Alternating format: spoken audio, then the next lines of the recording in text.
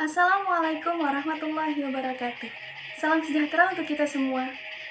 Pada kesempatan yang berbahagia ini, saya Cynthia dari Prodi PGST Universitas Nahdlatul Ulama, Nusa Tenggara Barat, akan memperkenalkan budaya suku Sasak yang berada di Pulau Lombok, tepatnya di Nusa Tenggara Barat.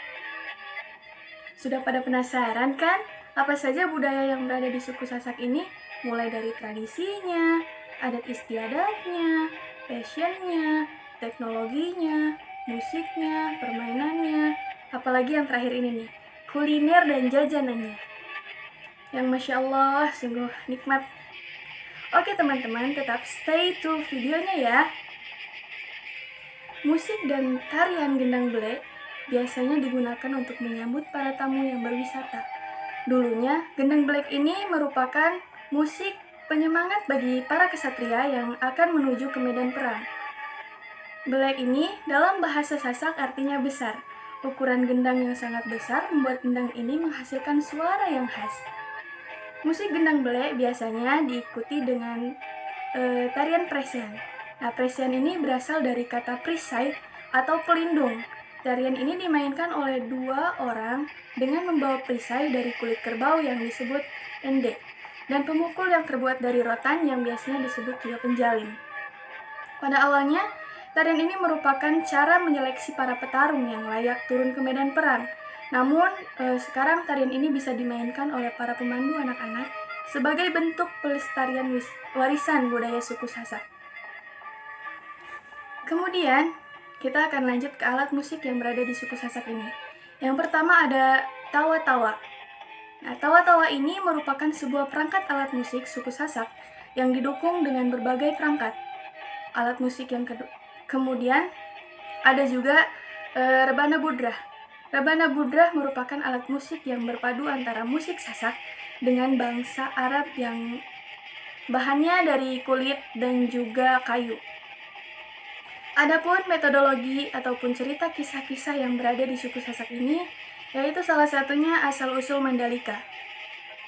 Konon katanya, asal-usul Mandalika ini menceritakan salah satu putri raja yang sangat cantik yang dipinang oleh sebagian besar pemuda Sasak dan bangsawan Sasak. Tetapi karena tidak ingin terjadi peperangan, sang putri pun lompat bunuh diri di pantai Segara Kute. Ia melompat ke dalam lautan dan berubah menjadi nyale. Nyale itu cacing laut. Kemudian, cerita yang kedua yaitu ada Cupak Gurantang. Cupak Gurantang ini menceritakan tentang dua orang saudara yang bernama Cupak dan Gurantang, yang memiliki sifat dan paras wajah yang berbeda. Kakaknya yang bernama Cupak yang memiliki postur tubuh yang sangat besar, wajahnya yang sangat jelek dan memiliki sifat arogan, sombong, tamak, dan rakus. Dan Gurantang ini adalah adiknya yang memiliki postur tubuh yang tegak, sopan, jujur, dan memiliki wajah yang sangat tampan rupawan. Mereka hidup pada zaman kerajaan yang bernama Datuk Daha. Masya Allah, ceritanya sangat-sangat seru ya teman-teman. Masih pada penasaran kan? Apalagi yang akan dibahas? Oke, selanjutnya kita akan membahas teknologi yang ada di suku Sasak. Yang pertama ada Nenggale. Nenggale ini merupakan teknologi membongkar tanah dengan menggunakan sapi sebagai mesinnya. Dan tenggalenya itu alat untuk membongkar tanah. Kemudian yang kedua ada beruga. Nah, beruga ini merupakan bangunan berupa panggung terbuka dengan 4 atau tiang yang bertepatan berbentuk seperti lumbung. Nah, teman-teman, pembahasan yang terakhir ini kita akan mencari tahu tentang kuliner dan jajanan khas suku Sasak yang khususnya berada di Pulau Lombok. Sudah pada nggak sabar kan? Kuliner dan jajanan apa yang berada di suku Sasak ini? Oke, sabar ya teman-teman. Kali ini Cynthia akan memperkenalkan makanan yang pertama kali Cynthia makan di Pulau Lombok, yaitu plecing kangkung. Nah, teman-teman, plecing kangkung ini merupakan makanan khas suku Sasak yang berada di Pulau Lombok. Pelengkap plecing kangkung ini terdiri dari kangkung rebus, toge rebus, dan sambal yang memiliki aroma dan rasa yang sangat pedas. Sedap lagi. Jadi ngiler deh. Mau tahu nggak teman-teman? sedikit cerita nih ya. Awal mulai Cynthia menetap di Lombok, Cynthia disuruh nyicipin pelecing kangkung dan rasanya wah pedas. Tapi pedasnya itu bikin lagi dan lagi. Sampai saat ini pun pelecing kangkung menjadi makanan favorit Cynthia. Di sini apalagi kalau makanannya itu dibarengi dengan kerupuk, ya kan? Oke, kita lanjut ya ke kuliner berikutnya. Kuliner selanjutnya ada serbuk bebile. Serbuk bebile ini makanan khas Sasak yang terbuat dari daun bebile yang biasanya dicampur dengan kelapa parut. Bumbunya terdiri dari bawang merah, cabai putih, bawang merah, bawang putih, cabai, terasi, kemudian dijadikan menjadi satu, istilahnya urap lah gitu.